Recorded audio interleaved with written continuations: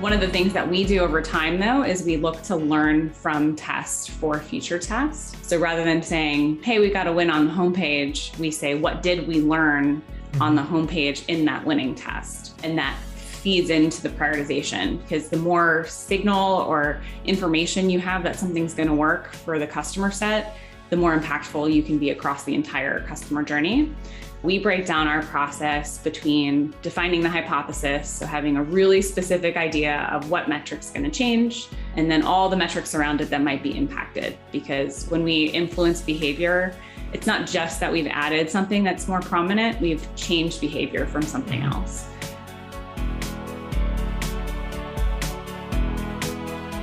This podcast is brought to you by Bambassadors.com, the go-to platform for e-commerce brands to create video reviews that boost social proof and sales on TikTok and beyond. Get your first video review created and posted by a genuine creator, completely free, no strings attached, and no credit card required at Bambassadors.com.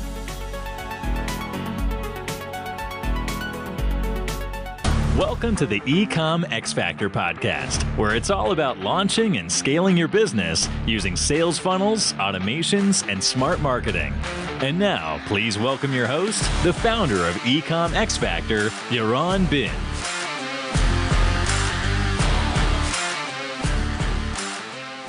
Hi, AJ. How are you? Hey, great to be on. Doing well. Great to have you. I'm very excited for the conversation. We talked before hopping on this call. We already spoke about a few subjects that we're going to cover, and I'm really interested because these are topics that I haven't had any guests talk about them before. We mentioned speaking about researching competitors with regards to conversion rate optimization. So we're going to dive into this in a moment. But before we do, can you share a bit about your background story and what you're doing these days? Sure. So I'm the founder of Experiment Zone, which is a US-based consultancy, and we help e-commerce stores optimize for conversion and customer experience. And before this, I have kind of found my way from the product design and development world. So I used to be a user experience researcher at Google.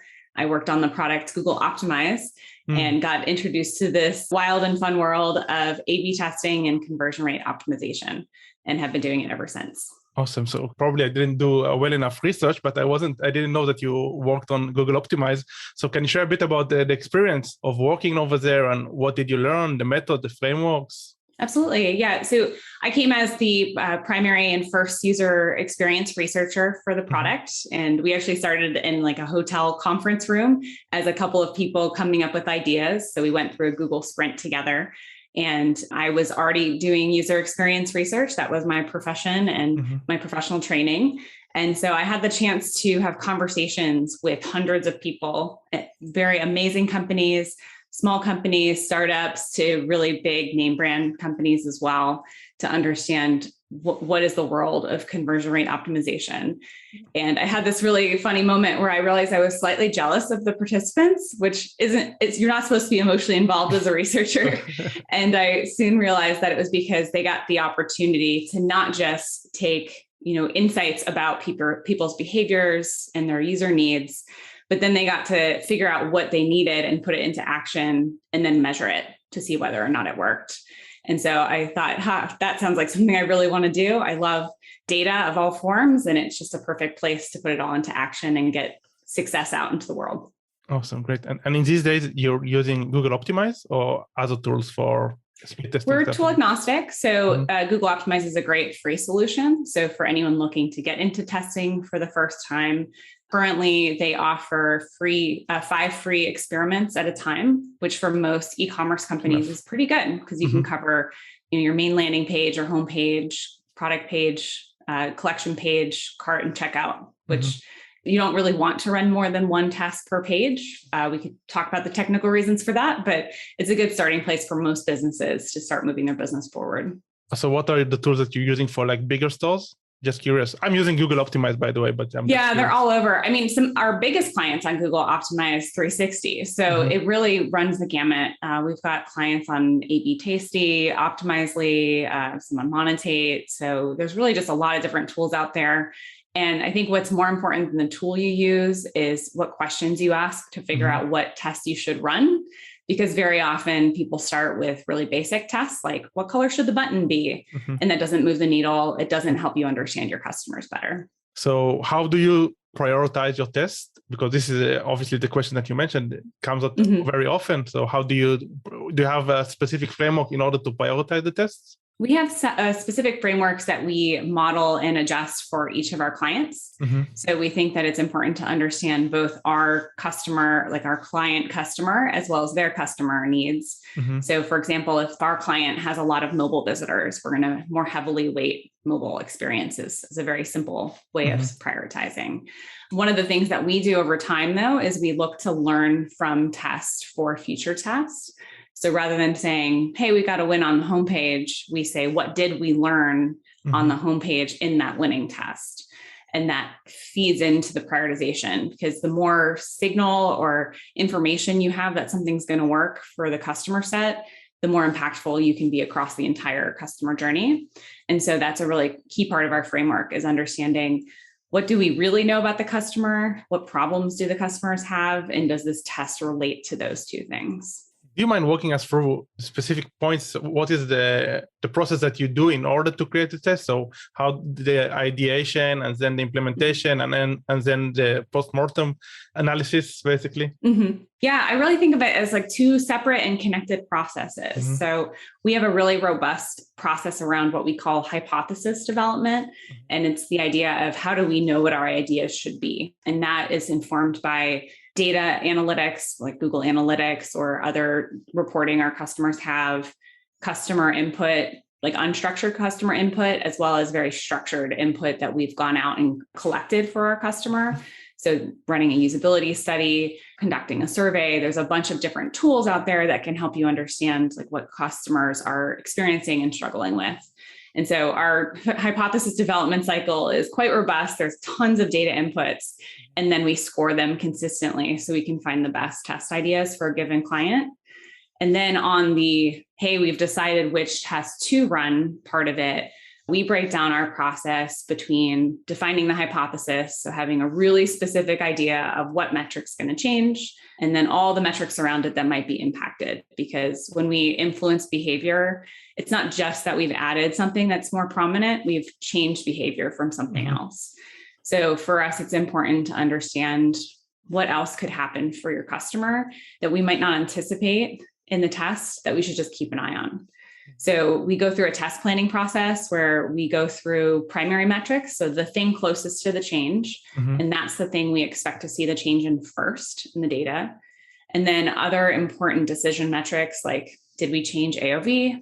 Did we increase or decrease orders? Because sometimes you get more adds to cart and fewer orders, and you want to figure that out before rolling out the change. And then lastly, like behavioral metrics or other story metrics to understand what's going on. Why did that change of moving that thing change this other behavior? So we go through a really robust test planning phase. We then go into either like copy and or design. So depending on how big the test is, if it's a new landing page, we'll have new copy, we'll have brand new design. And then we go through a development phase where we'll build out the test and then share a preview link. Google Optimize and any of these client-side testing tools have a way to basically test out your test. And then we launch, monitor, analyze, and report out on it. Do you have any examples that come to mind of, you mentioned the fact that, and I think it's very often overlooked, the fact that you should think about your primary metrics and also think about what is the ripple effect that any change of behavior can cause. So do you have any example that comes to mind of something that you saw, let's say a test that you created that created a very positive impact, but later on, it created also negative impacts ROI-wise because of stuff that you didn't expect? Yeah, we ran a test recently where on the category page, we made it easier for customers to understand their selections, kind of filter through things. So the change on the page was adding some filters. And what ended up happening was we got them to the product page, but they kind of skipped through some other content or information they might have seen otherwise, and they ended up not ordering as often. And so what like that kind of change can mean is like, we've got to dig into then what else changed. And so we saw decreases in use of the navigation, and then we dug into that and we understood they didn't get to certain pages.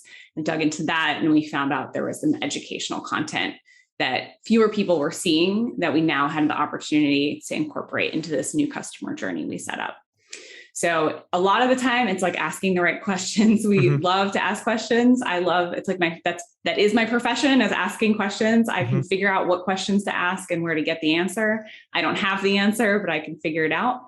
And that's the kind of task where, especially when you see a primary and a decision metric being in different places, it's so fun to dive in and figure out who got impacted differently, which segments got impacted, or which parts of the journey got left behind that we need to go investigate. I love great question as well. What are your best questions? I know it is context dependent, obviously, but any like question that you use very often? I'll just say the question I've heard a lot this year, which is like, how is our mobile nav working for customers? Okay. And the reason it's coming up is because a lot of businesses know that mobile is where their customers are at, and they've designed thoughtful pages that are, of course, mobile first. But when we start shifting people on mobile to use the nav and versus desktop, we've been seeing some trends with our customers where the test will perform well and positive on desktop and negative on mobile. So it ultimately points to this problem with the navigation that then we get to go investigate with some other research methods. So mobile nav is really important because it's not as visually exposed. So when you're on desktop, you can usually see all the categories and a customer can easily scan it and get to where they want to go. On mobile, overwhelmingly, people are clicking the first few options and not getting further down your menu. So if you don't have the things in the right place or it's not organized in the right way, people get frustrated and they're not going to be able to find what they want to buy. Is it more of optimizing the order, or do you have any ideas of forms that are working pretty well and people are not just using right? Or, I mean, you see that carousels are working better. I don't know, just an example. You see all kinds of things. We had a usability study we ran recently where we saw, and we've worked with this client for years, and we had not observed this because we hadn't gotten that far in our own kind of experience. So the beginning of the nav, it worked just as expected. You click in the primary nav, click to your secondary, and everything worked through. But if you scrolled all the way down and went to one of their bottom categories and clicked over to the secondary nav, and it was a long one, it lost context and it wouldn't show you the top of the nav. It maintained the place. And so all these customers in the user study were having trouble seeing this. So it was actually more of a bug discovery. Yeah, it's more of a technical issue. Yeah. But sometimes that surfaces and it explains, that's why something's underperforming.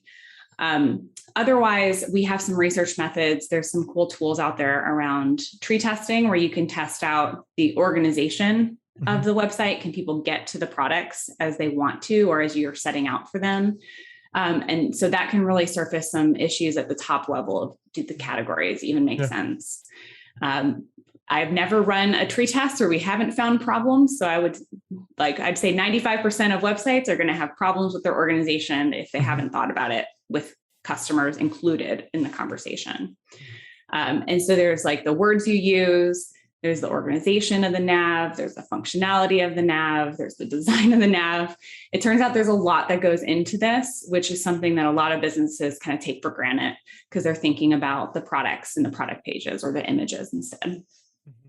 I assume it also really depends on the type of the business. If it's the bigger the business, the more important is the navigation going to be, because if you just have like a small dropshipping store or e-commerce store that they send customers directly to the landing page, so obviously it's a bit less relevant. I'd say it's a spectrum. If it's a single product, I think you're completely right that you just want to get right to the point and they can all have it on one page. But as you start having a product selection and just a handful of products, even as soon as you can't see it all on the screen at one time, that's when navigation starts to matter. So certainly it does. Like if you are the Targets and Walmarts of the world and you sell everything, of course your navigation matters and is harder to organize. But we find with all of our customers that, do we need to offer a subset, like a bestsellers page? Most of the time, the visitor is benefiting from that because they feel more confident about it. They don't suffer from decision paralysis. And so you don't really need to have a huge product selection to say, here are top 10 or top 20 sellers. Is there anything that you researched in the last year with regards to navigation that excited you, that really amazed you and surprised you? Yeah, I think one of the assumptions we've worked under is that customers like bestsellers and they like new products and they like them to be separate. And this was actually an answer from an A/B test, but we tested out, should it be new, bestseller, or new? So we talked about order. And then someone in our group suggested, what if we combine them? And amazingly, kind of out of the blue, we tested a new idea of combining them. And that was a very effective approach.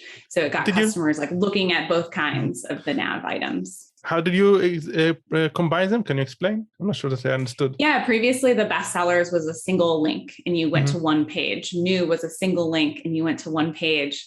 And so instead we created a flyout navigation where each of those were their own subcategory with other broken down categories. Nice. So it kind of helps customers even more focus on even a smaller subset of your bestsellers. So it reinforces the same idea that customers want to be focused. They want you to hold their hand as you're walking through your store.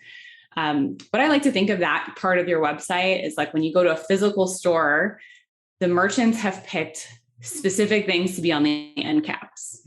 And for someone just walking the perimeter of your store, that's what they're going to see. And you're going to sell more of those things than something tucked into an aisle. And so you have the same opportunity with a bestseller or a new category because customers, especially new customers, are looking for their shortcuts and those hand holding of what product should I consider. It's very interesting. It actually reminds me of the movers and shakers category in Amazon, which is kind of similar, but I haven't really put thought into this, but it makes a lot of sense to combine everything together. We talked about before we hopped on the call, so we said that you would like to share about how you do the research of competitors. So can you explain about the competitors' research with regards to CRO? I think one of the things that we often think about one of the things that we consider in user research is how do our customers use other businesses' sites? And I think that's something a lot of conversion rate optimization teams are not considering.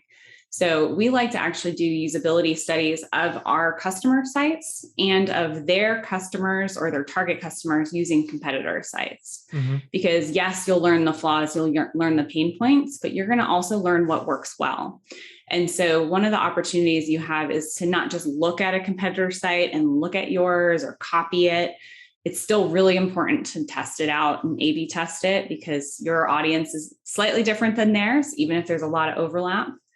But what I think kind of the secret sauce today is, if you can get real customer feedback using a website that's not you as the CRO expert or your team as the e-com team, but somebody who is your target audience and has that right mindset, you're going to learn so much about what they struggle with, what draws their attention, what excites them, that you personally aren't going to be able to draw on your own experiences for.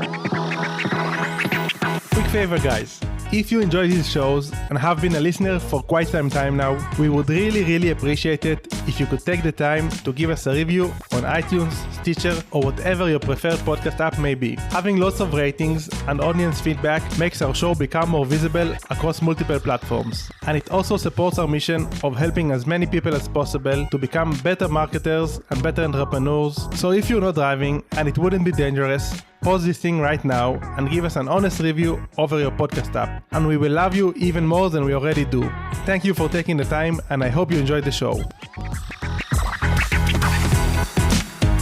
Basically taking a potential customer, one of your avatars, and sending them to do a usability test in a website of your competitor. Yeah, it's all public. And if you do something like unmoderated research, or even if you hire an outside agency, then it's an unbranded study, and you can just understand how it is that they move through that part of the e-com world. Do you have any examples that come to mind from researching, doing usability tests on your competitors and stuff that you went ahead and implemented in stores of your own clients? One of the things that came out in a recent competitive work that we did was there's this idea of here's all the stuff. This was for a software company. So this is all the stuff that we offer and all the nitty-gritty details of our tool.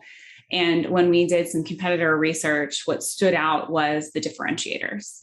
They didn't really care about the nitty-gritty. All the tools should have the same thing. I can look it up if I need to. But when they were looking for first impressions, they wanted to know, why should I shop this store versus this? And the competitors were really good about talking about what made them different. And so, this is generally a concept that should work, but it was something that was so clearly revealed in watching people use different websites other than this current business. So rather than the customer or the participant having to think about what's missing, they're instead responding really positively to something that's present on the competitor site. Awesome. And then did you split this also in your client store? Yeah. So then we created new experiences on the store. So all of our research leads to somewhere between 30 to 50 more A/B tests. So not that all those go through the cycle of testing, but we generate tons and tons of ideas from any given study. So absolutely, we definitely, not just one test, but many tests were surfaced as a result of this and went through our prioritization model, and then have gone through testing and have seen that in effect, not just in the lab setting of 5 participants, but it held true in the real world with an A/B test as well. Awesome. Great. And with regards to this backlog of testing and experiments, which is something very hard to organize and prioritize, how often do you reprioritize the backlog or decide if you should change the prioritization? Well, it depends on a few things. So we will systematically do it for all our clients at least twice a year, if not quarterly. But we're always looking for signals that if something was a really strong winner, we pull ahead other things that are connected to it. So if, for example, we have a client where we've been testing out a lot of different types of value propositions. Do their customers care more about the free shipping and return policy, or do they care about where the product was built, or do they care about the quality of the product? There's a bunch of different ways we've worded it. We've kind of tested out a bunch of different combinations. When we find a working combination of things, we then roll it out to other parts of the site. So if we see a significant lift from some combination, we then say, great, that's on the homepage. We need to bump ahead or move ahead in our roadmap, taking those same ideas and applying them in the product page or in the checkout. Does it happen often that the results don't correlate, or the projection isn't what you expected? I mean, you did the change somewhere, and then when you make the adjustment in the homepage, for example, so it didn't create the impact that you expected. It's my favorite thing when things don't work as we expect. And that's like why we test, because if we knew with 100% confidence that something's going to always work, we would never need to test. It would be a waste of time.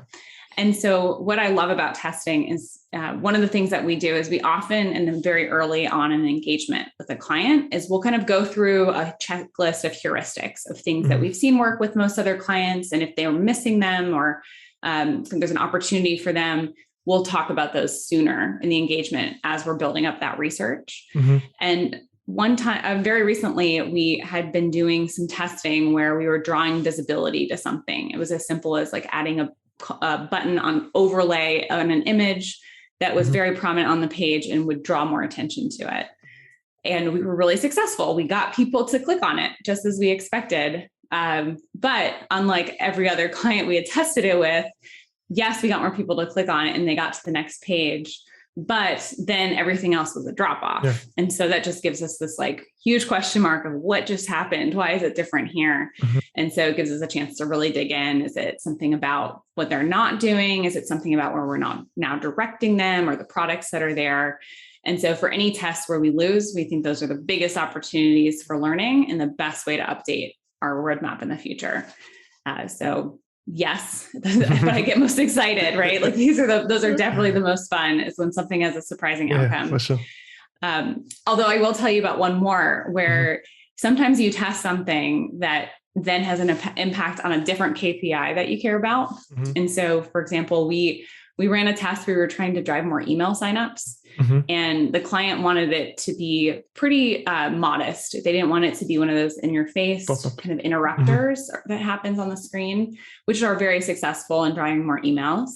But they felt it was more on brand for it to be more subtle. And so what we did was we took the free shipping pencil banner at the top of the page that's there on every page, and we alternated it with a form to fill in your email.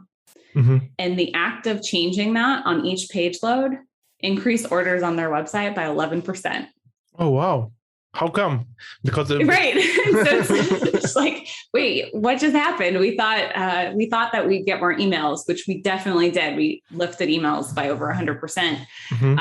But what was really something we had to dig into and understand was, did we then impact like when they took an action or how many pages they saw?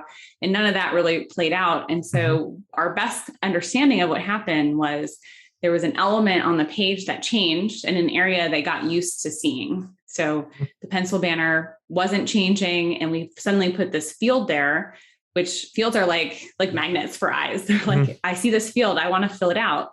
And so maybe they didn't want to fill it out and they didn't want to put their email there. But when it was missing on the next page load, their eyes still went there. And so the value proposition around free shipping and returns just really nudged a good subset of the audience to go ahead and order.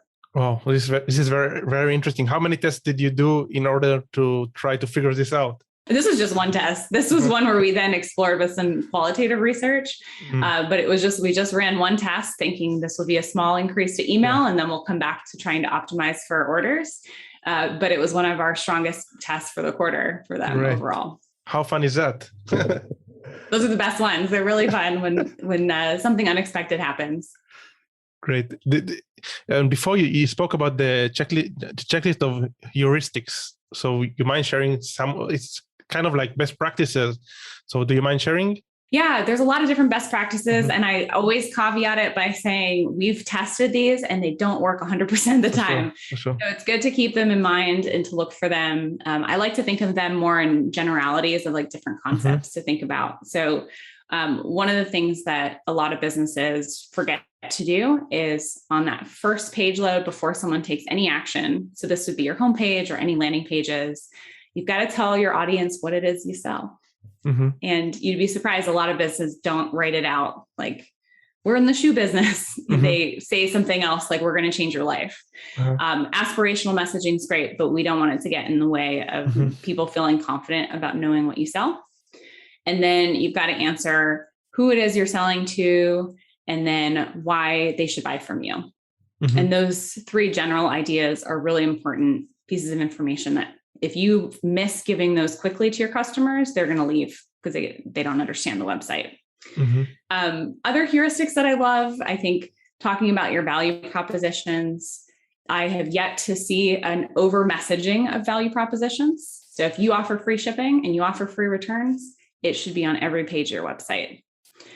Your pencil banner is a good place to do that because it's constant.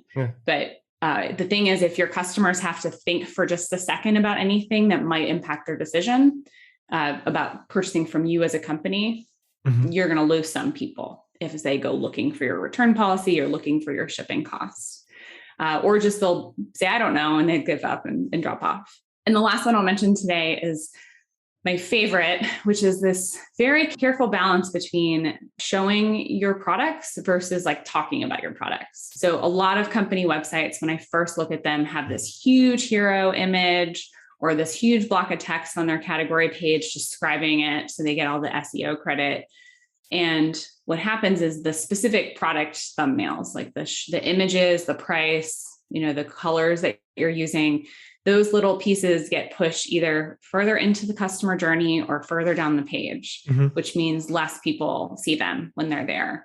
And every test that I won't say every, almost every test we've run where we can bring those higher up on the page, it's going to help customers go, oh, that's the shirt I want. Oh, that's, the baseball bat I've been looking for. And so people really resonate with seeing a specific item rather than reading about the category of item or seeing a general image, because if they can't take action on that image for something for themselves, you might lose them, but you're more likely to hook them if you show them a product that they really want. It's a very interesting point. And with regards to the layout, have you tested different layouts, and how do you use social proof? This is something that I'm constantly talking about. Where should I put the testimonials? How many videos should I have? Stuff like that. So what have you seen or noticed lately? This is an area I don't think there are heuristics for, unfortunately. I think that it's so dependent on your product and your customer set. So if your product moves, you should have a video. And if your product has different angles, you should have multiple photos from different angles. And if your product is something that people will feel more confident by hearing others talk about it or reading others talk about it, then you should have more of that. In general, we want to make sure people can understand that your product is well reviewed and you have lots of reviews. But if you don't have a lot of reviews, then you might take a different choice in terms of when you start surfacing those. So an example of that is if you have a category page where all the products are starred and it says, 3 out of 5 stars, 4.5 out of 5, you'll hear in user studies, people start getting skeptical if they see the same rating for everything, or if there are not enough ratings, then they start to not trust the website and they want to go elsewhere for a review about that product. And so in that case, if you don't have a lot, or if they're all very similar, it's better to delay them until the product page. But if you have a lot of variety and a lot of reviews, then you do want to weave it in elsewhere. But testimonials and placement and how do we show people using it and the joy that's bringing, it's very hard. The answer is you've got to test it because it can be very impactful, both positively and negatively if you get it wrong. Mm-hmm. And how come can it create a negative impact? Do you mind sharing page loading time or just too much information, or what exactly do you mean by negative impact? Yeah, it could be all of that. I think other things would be if you're trying to strike the right balance between getting product images in front of people versus telling them how people feel about the product. That's a really important balance to strike, because if they don't understand the product and you're just putting reviews in front of their face, they're not going to be ready to start thinking about that. So pretty heuristically, we would say they need to know what it is that the product is. They want to see the product. They want to understand what it looks like, and then start understanding why they should buy that product. So those same 3 principles hold true when you're on a product page. So if you just had a page that's just testimonials and no product, people won't be able to take action, which is a more extreme. Nobody's going to design a page like that, but it's an extreme version of what you might end up with. And so you want to weave in, I want to find the details I need.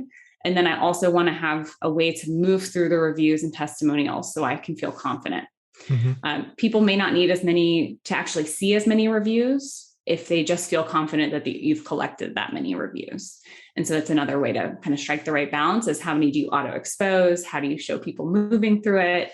Social proof and reviews are really hard to get right, because right is going to be so different by your customer and your audience. And we covered a lot of top of funnel and middle of funnel. And I'm curious to hear about any changes or tests or experiments that you did with regards to maybe the cart and checkout. Checkout is all about removing stuff. We want nothing to be there. We want the cart to be the checkout to be as simple as possible. Most websites are getting kind of more aligned on this. This used to be something in the earlier days of me doing CRO. I felt like we had to do a lot of was simplifying checkout. There are still some things that may or may not make a difference. Like, should you autofill the address is a good question. What's the zip code treatment? Should we offer PayPal or not? Should we offer Apple Pay or not? These are good questions to ask, because they can really change what happens after in that short part of the funnel. On the cart itself, there's a lot of very specific things we've tested having there, not having there. But I think the bigger thing that people forget to test is, should we ever see the cart?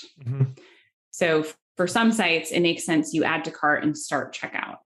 For other sites, it makes sense to have a mini cart and then go to checkout. Yeah. And for other sites, it's like a confirmation overlay with the option to go to checkout or cart. There's probably 10 other combinations of that I won't outline for everyone. But that is one of the most sensitive parts of the funnel, because you might lose AOV or items per order if you push them to checkout too fast. But you can lose orders if you don't kind of show them the way or kind of guide them to where that checkout is. So that would be, if you're looking to do some A/B testing, that's a pretty straightforward test to start with. So consider doing something like that to understand your customers. This is and it's also a delicate point that you said. Like you said, it's very delicate, and it's very important because customers already have a big intent of buying, a high intent of buying. Yeah, if they've already found something, we want to make sure it's very easy for them to get to the finish line. but it might be useful to kind of, again, if you picture that physical store, like put those little items, the candy aisle, the little snacks that are right next to the checkout, so they can quickly grab it and not think about it. But if those quick items end up taking them down a different thought pattern and they might get confused or lost or distracted, it may not be worth it. So testing will give you that answer. I love to think about our virtual stores as physical stores because it becomes really clear what we might be doing wrong or what might be confusing for people. Let's say we think about the physical store. So how do you consider the add to cart in the physical store, like going to the cashier? Oh, it's like taking it off the shelf and putting it in your basket. Oh, yeah. Obviously. Now, we don't have a perfect analogy for like what color should the shopping cart be, right? For the add to cart button. But I like to joke that, everyone in A/B testing talks about your button color as an example test. Yeah. Usually there's not a lot of value. That's not a good starting place for testing. It'd be like being a big store and testing what color your front door is. Like, that's probably not what's going to get people in or out of the door is what color the door is. It's going to be all the other things inside the store and outside, awesome. Like the signage and things. Great. Awesome. Wow. We covered so many interesting topics and stuff. Can you share a bit about the type of customers that you're working with these days? Yeah, we're really working with kind of a variety of clients. Basically, most of our clients are e-commerce or software companies. So folks that are making their business online and looking to drive more customers and longer relationships with those customers. We are generally looking for clients that have enough traffic to be doing meaningful testing. So usually that's around 20 to 30,000 visitors a month on the low end, and 100,000 gives you plenty of capability to be testing. If you're below that, there's other heuristics and research methods that can get you information, but it may not be worth testing yet. And what is the scope of service that you guys provide? We're conversion services. So we're really about conversion strategy. We do A/B testing, research, and analytics. So kind of the end-to-end of if you were to hire an in-house conversion team, but one that has been working together, has a process, and is really, really good at it. So we do the end-to-end, and we partner really well with our clients to make sure we can improve their conversion rate, but more importantly, help them understand and connect with their customers. And I know you guys are offering at the moment a free report in your website. Can you elaborate about the free report? Yeah, we'd love to share knowledge. So if you have some questions that you want answered or want some feedback, we offer a free report card where you can submit one of your landing pages or your homepage to our team, and we'll provide you with specific, call outs of what you're doing great and some places that might be opportunities for testing or for improvement. Awesome, great. And people can be at experimentzone.com. Exactly. This was exactly my next question. So experimentzone.com. Great. And I obviously will share the links in the show notes so people will find it easy to navigate to your website. Awesome. Perfect. Thank you so much. It's been a lot of fun and very valuable, a lot of interesting insights and stuff that I'm already thinking of implementing in my own stores. And I really appreciate your time. Yeah, thank you. I really enjoyed our conversation as well. Awesome. Bye-bye. Take care. Hi guys, this is Yaron again. Just a few more things before you take off. Number one, if you want to learn more about e-commerce and marketing, make sure you check out our YouTube channel, which is called EcomXFactor Official. Number two, check out our Facebook group, which is called EcomXFactor Marketing and E-commerce Mastermind. This is a great place to ask questions and connect with other business owners. And last but not least, if you enjoyed this episode, please make sure to share it with your friends and colleagues, plus leave a review at your favorite podcast app.